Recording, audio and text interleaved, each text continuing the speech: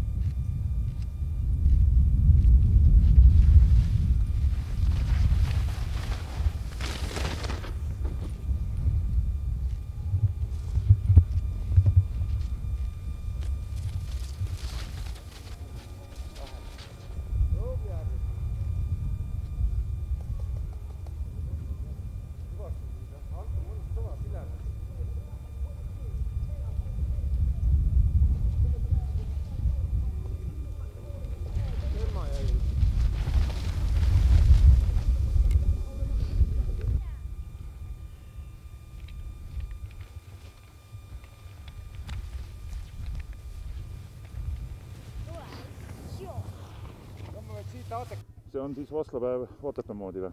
See on Vaslapäev Otepää moodi ja Väike Munamäel, jah.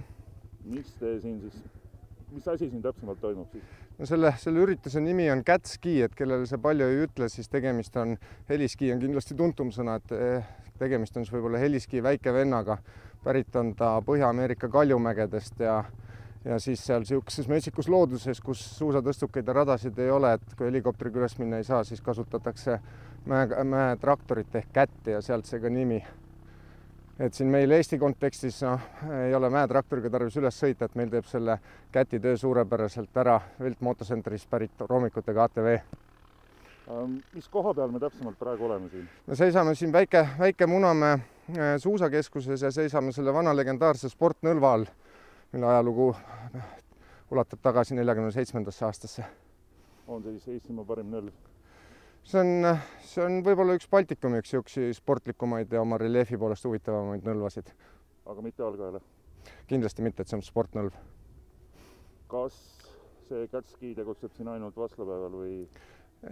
Ei Catski, et kuna seal sportnõlval selleks talveks siia tõstukit ei saanud, siis ja nüüd on lumeolud piisavad, et siit alla sõita, siis see toimib meil siin ka igal nädalavahetusel, igal laupäeval ja pühapäeval algusega kell 12 saavad kõik Munamäe suusakeskuse piletiomanikud tulla ja sõita.